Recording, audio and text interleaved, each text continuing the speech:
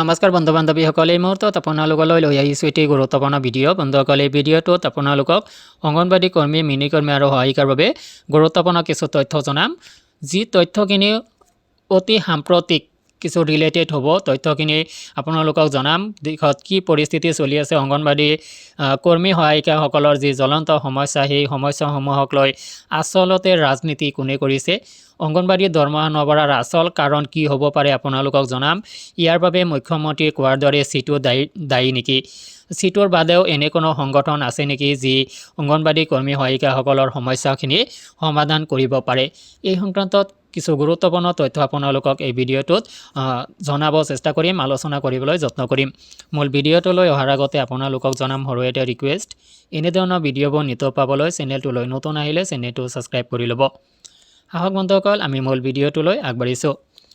বন্ধুসকল, অসমৰ মুখ্যমন্ত্ৰীয়ে ইতিমধ্যে ৰিচেণ্টলি যি ঘোষণা কৰিছে, এই লৈ বিভিন্ন ধৰণৰ প্ৰতিক্ৰিয়া ব্যক্ত কৰা পৰিলক্ষিত হৈছে। চিটোৰ পৰা আঁতৰি অংগনবাড়ী কৰ্মী সহায়িকাসকলে মুখ্যমন্ত্ৰীৰ সৈতে আলোচনাত বহিব লাগে, তেতিয়া তেওঁলোকৰ দৰমহা বৃদ্ধি পাব। চিটোত থাকিলে দৰমহা বৃদ্ধি নাপায়। আৰু বিভিন্ন ধৰণৰ এনেকুৱা মন্তব্য কৰা পৰিলক্ষিত হৈছে অসমৰ মুখ্যমন্ত্ৰীয়ে।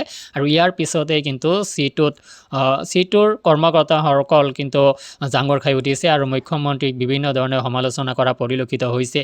তো বন্ধুসকল, যি কি নহওক, অংগনবাড়ী কৰ্মী সহায়িকাসকলৰ যি জ্বলন্ত সমস্যা, এই সমস্যাসমূহ ইতিমধ্যেই ভাৰতবৰ্ষৰ বিভিন্ন ৰাজ্যত কিছু পৰিমাণে হ'লেও সমাধান হৈছে, কিন্তু অসমত 1%ও সমাধান হৈছে বুলি আপুনি ক'ব নোৱাৰিব। কিয়নো যিখিনি সমস্যা আছে সেই সমস্যাবোৰ এতিয়াও সমাধান হোৱা নাই। আৰু মুখ্যমন্ত্ৰীৰ যি বাক্য, সেই বাক্যৰ পৰা কিন্তু এই সমস্যাখিনি যে অচিৰেই সমাধান হ'ব সেয়াও কিন্তু নজৰত নাহে। আপুনি চিন্তা কৰিব নোৱাৰে যে সমস্যাখিনি খুব অচিৰেই সমাধান হ'ব। তো ইয়াৰ বাবে আচল কাৰণ কি, চিটো নেকি? তো বন্ধুসকল, আপোনালোকক মই জনাওঁ, বহুতে ক'ব খোজে যে চিটোৰ পৰা ওলাই আহিলেই চৰকাৰে আলোচনা কৰিব, তেওঁলোকৰ সমস্যাখিনি সমাধান হ'ব। কিন্তু কথাটো এনেকুৱা নহয় যে চিটোত থাকিলে সমস্যাখিনি সমাধান নহয়। ভাৰতবৰ্ষৰ প্ৰায়বোৰ ৰাজ্যৰ অংগনবাড়ী কৰ্মী সহায়িকাসকল চিটো এফিলিয়েটেড হৈ আছে, আশা কৰ্মীসকল চিটো এফিলিয়েটেড হৈ আছে, ৰন্ধন কৰ্মীসকল চিটো এফিলিয়েটেড হৈ আছে, তেওঁলোকৰ সমস্যাসমূহ সমাধান হৈ আছে। তো ইয়াতে চিটোত ইনক্লুড হৈ থকা বাবে যে অসম চৰকাৰে তেওঁলোকৰ দৰমহা বৃদ্ধি নকৰিব, চিটো এনে এটা সংগঠন যি সৰ্বভাৰতীয় প্ৰেক্ষাপটত আছে, আন্তঃৰাষ্ট্ৰীয় প্ৰেক্ষাপটতো চিটোৰ এটি মৰ্যাদা নথকা নহয়। তো যাৰ কাৰণে চিটোৰ পৰা আঁতৰি আহিলে তেওঁলোকৰ আপোনালোকৰ দৰমহা বাঢ়িব, এয়া সঁচা হ'ব পাৰে, নহ'ব পাৰে, কিন্তু চিটোৰ বাদে আপোনালোকৰ দৰমহা বৃদ্ধি হোৱা নাই, এইটো যুক্তিসংগত নহয়, বহুতেই ক'ব খোজে। তো যিকেই নহওক বন্ধুসকল, ভাবিছোঁ যে চিটোৰ কাৰণেই অংগনবাড়ী কৰ্মী সহায়িকাসকলৰ দৰমহা বৃদ্ধি হোৱা নাই।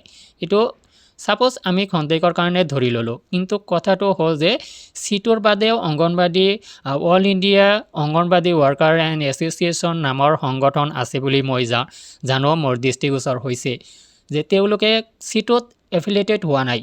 তো তেওঁলোকে যদি আগবাঢ়ি যায়, তেতিয়াহ'লে তেওঁলোকৰ দাবীসমূহ চৰকাৰে মানি ল'ব নেকি? তো তেওঁলোকে কিন্তু সৰ্বভাৰতীয় প্ৰেক্ষাপটত বিভিন্ন সময়ত তেওঁলোকে অংগনবাড়ী এছ'চিয়েশ্যনৰ বেনাৰত থাকি তেওঁলোকে কাম কৰি আছে। তো চৰকাৰে, আপুনি যদি চিন্তা কৰে যে আপুনি চিটোৰ পৰা ওলাই আহি অংগনবাড়ী এছ'চিয়েশ্যনৰ হৈ লগ লাগি আপুনি মুখ্যমন্ত্ৰীৰ তালৈ যাব, মুখ্যমন্ত্ৰী আপোনাৰ কথা শুনিব, সেয়াক আপুনি কেনেকৈ বিশ্বাস কৰিব? কিয়নো চিটোৰ বাদেও অংগনবাড়ী এছ'চিয়েশ্যন নথকা নহয়, যে অংগনবাড়ী এছ'চিয়েশ্যন বেলেগ এটা এছ'চিয়েশ্যন আছে, যি এছ'চিয়েশ্যনৰো দাবী এইখিনিয়ে যে তেওঁলোকৰ দৰমহা বৃদ্ধি হ'ব লাগে, বিভিন্ন দাবী তেওঁলোকে কৰে, আৰু এয়া অল ইণ্ডিয়া বেচিছত আছে অংগনবাড়ী এছ'চিয়েশ্যনটো। তো সেই এছ'চিয়েশ্যনটো আগবাঢ়ি গ'লে অসমৰ মুখ্যমন্ত্ৰীয়ে দৰমহা বৃদ্ধি কৰিবনে? তো বন্ধুসকল, আচলতে অংগনবাড়ী কৰ্মী সহায়িকাসকলৰ প্ৰতি চৰকাৰ সদয় হ'ব লাগিব, মুখ্যমন্ত্ৰী ডাঙৰীয়া সদয় হ'ব লাগিব। যেনেকুৱাভাৱে দিল্লীৰ মুখ্যমন্ত্ৰী হৈছিল, যেনেকুৱাভাৱে নিৰ্বাচনৰ আগমুহূৰ্ততে পশ্চিমবংগত সদয় হৈছিল, যেনেকুৱা কেন্দ্ৰীয় শাসিত অঞ্চলত বিভিন্ন অঞ্চলত মুখ্যমন্ত্ৰীসকল সদয় হৈছে, দৰমহা বৃদ্ধি কৰিছে, তেনেকুৱাভাৱে অসমৰ মুখ্যমন্ত্ৰী সদয় হ'ব লাগিব। এইটোৱে মেইন কথা, যে আপোনালোকৰ দৰমহা বৃদ্ধিৰ ক্ষেত্ৰত চৰকাৰ সদয় হ'ব লাগিব। আপোনালোকৰ যি ন্যায্য দাবীৰ অধিকাৰখিনি আপোনালোকক দিবলৈ চৰকাৰ বাধ্য হ'ব লাগিব বা চৰকাৰে বুজিব লাগিব, তেতিয়াহে আপোনালোকৰ দৰমহা বৃদ্ধি পাব। চিটোত থকা নথকা কোনো ডাঙৰ কথা নহয়। চিটোৰ জৰিয়তে আপোনালোকে এটি ষ্ট্ৰং এটি ঠাই পাইছে, য'ত যি বেনাৰ পাইছে, বেনাৰৰ অধীনত আপোনালোকে আন্দোলনসমূহ কৰিব পাৰিছে, যাৰ কাৰণে চিটোত থাকিলে বা চিটোত নাথাকিলে যে দৰমহা বৃদ্ধি পাব এনে নহয়। যদি ইচ্ছা কৰে তেতিয়াহ'লেহে দৰমহা বৃদ্ধি পাব।